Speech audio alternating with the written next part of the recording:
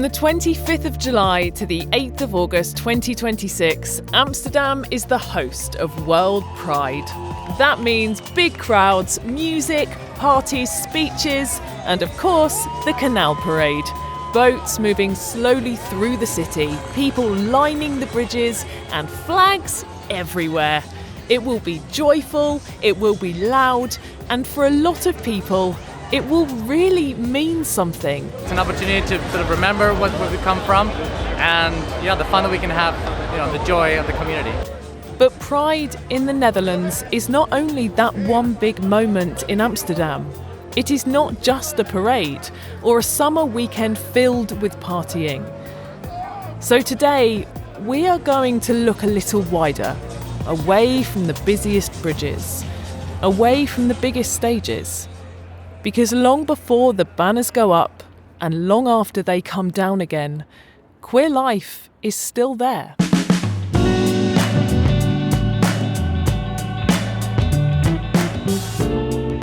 Welcome to Orange Horizons, the podcast for travellers to the Netherlands who want to experience more than just the obvious. I'm your host, Alix Perry, and this is the first of two special episodes about Pride in the Netherlands, about LGBTQ+ culture, community, history and visibility, but maybe not in the way you expect. Because yes, Amsterdam and the big celebrations matter, but when you travel through the Netherlands, you also start to notice something else. Queer culture is not only found in festival streets or during Pride events. It is a part of daily life here, sometimes visible and proud, and sometimes much quieter. Sometimes hidden in history, in a street name, in a small exhibition, or in the story of a tiny village. In the Netherlands, the ultimate goal of Pride has always been normality, the freedom to simply exist, safely, 365 days a year.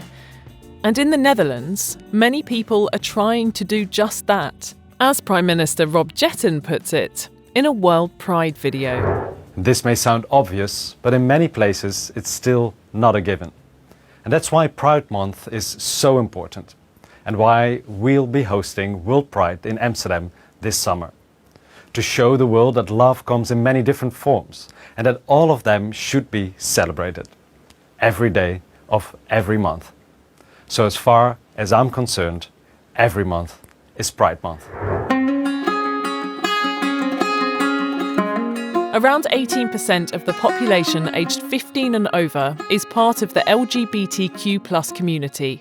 In total, this comes down to about 2.7 million people. But even though the Netherlands has a relatively open and inclusive culture, when it comes to acceptance, there is always more work to be done.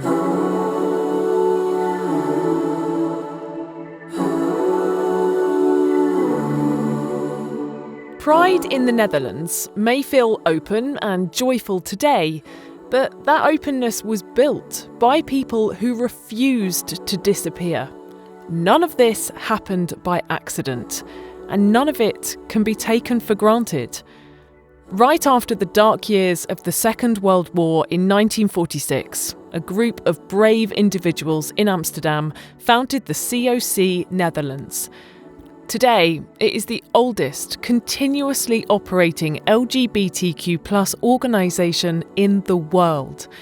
And decades later, in 2001, the Netherlands made global history by becoming the first country in the world to legalise same-sex marriage.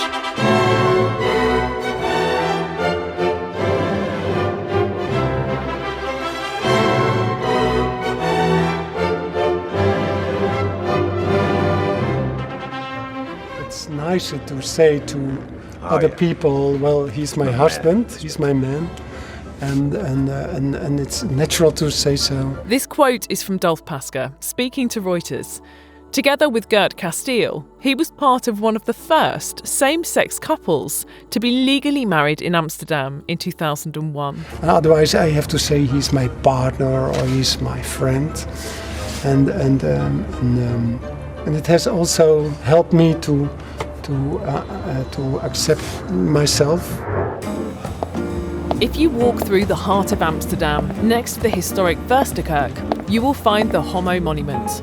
In English, the Gay Monument. It consists of 3 large pink triangles reaching down toward the water. It is a physical anchor point, a monument that remembers those lost to history, offers a space for ongoing political protest, and creates a place for celebration. It reminds us that celebration and activism are 2 sides of the same coin. Because queer culture in the Netherlands lives throughout the year, every season offers a different gateway into queer life here. So let's take a journey through a single calendar year. And we start in spring. As the country wakes from winter, the focus shifts indoors to the silver screen. Imagine watching groundbreaking queer cinema in a packed, historic film theatre. Events like the Roze Filmdagen, which translates to Pink Movie Days, the Amsterdam LGBTQ+ Film Festival, and the International Queer and Migrant Film Festival bring vibrant global stories to local audiences, long before the summer heat arrives. Moving into summer, we are at the peak of outdoor visibility. Yes, Amsterdam takes centre stage, but summer is also when the entire country comes alive. You can join local pride celebrations along the historic canals of Utrecht, near the harbours of Rotterdam, or in the lively streets of Groningen, Nijmegen and Tilburg. Each city has its own district, community-driven character. As the leaves begin to change, the energy moves towards smaller, historic cities and regional cultural events. During autumn, places outside the main tourist routes come alive with local pride events, art programmes and queer film festivals. Cities such as Enschede, Leiden and Gorinchem show that queer culture is not limited to the biggest names on the map. And when the days grow even shorter, the community finds its warmth indoors. Winter is the season for intimate connection, finding community through late-night pub quizzes, inclusive gaming nights, queer poetry readings, political debates, and radical art exhibitions that challenge the status quo.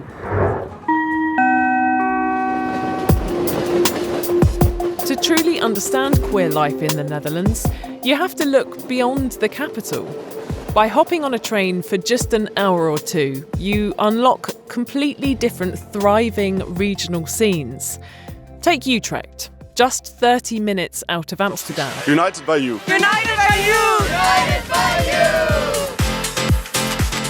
you! Here, you will find Queer You Stories, a more intimate, storytelling-driven alternative to the large commercial pride events, deeply connected to the city's university culture. Travel north to the student city of Groningen, where a young and defiant scene thrives. From the long-running student association Ganymedes to the unapologetic drag shows at Dorothy's Drag Bar. Oh, hello, darlings. Yes, it's Dorothy here at Dorothy's Drag Bar in Groningen. The energy in the north is fierce, creative and welcoming. Love you lots and see you soon. Love, darling. In the southeast, Eindhoven breaks the mould. As a city of design and technology, its queer scene is experimental and forward-looking. Initiatives like Queer 040, Day Day Gay, and the welcoming community space Pand 54 show that inclusivity and innovation can go hand in hand. And then there is Rotterdam, a bold, architectural city with a diverse, multifaceted queer landscape. From the sports community around Ketelbinkie to the creative underground parties organised by the city's many collectives. Rotterdam offers a raw and authentic energy all its own.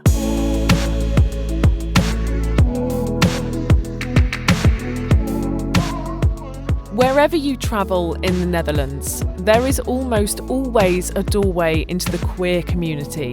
Sometimes it's a legendary club night, like the long-running pan parties that have connected generations of young people.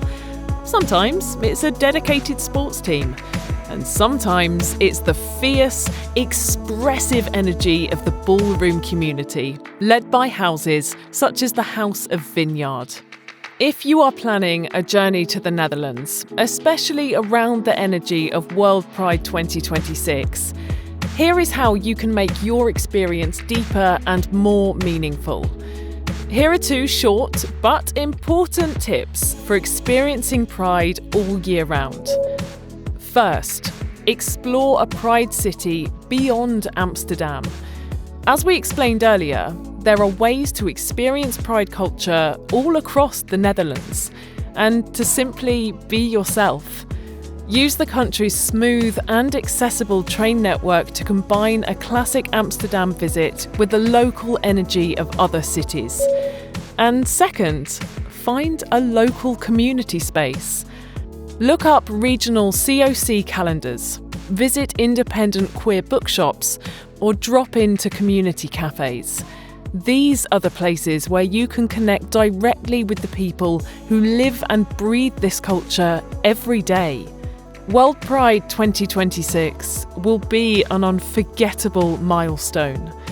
It is a powerful invitation to see the Netherlands at its most joyful and vibrant. But remember, World Pride is just the gateway. The real story belongs to the people, the neighbourhoods, and the shared values that exist long before and long after the party ends. In the next episode, we will discuss this with the people from the community. My name is Luis Bracamontes. My pronouns are he, they. How do they experience Pride in the Netherlands? And where can visitors experience it in the most meaningful way? Pride to me is finding that delicate balance between queer joy as well as acknowledging all of the resistance towards oppression of marginalized identities that we have. Until then, keep exploring, travel consciously, and remember, here, Pride is a journey that lasts all year long. I'll see you next time. I'm Alix Perry, and this was a special episode of Orange Horizons. This episode was produced by the Break the Wire Concepts on behalf of the Netherlands Board of Tourism and Conventions, with editorial direction by Elmar Rekkers and Gerda Gram. See you on the next Orange Horizon.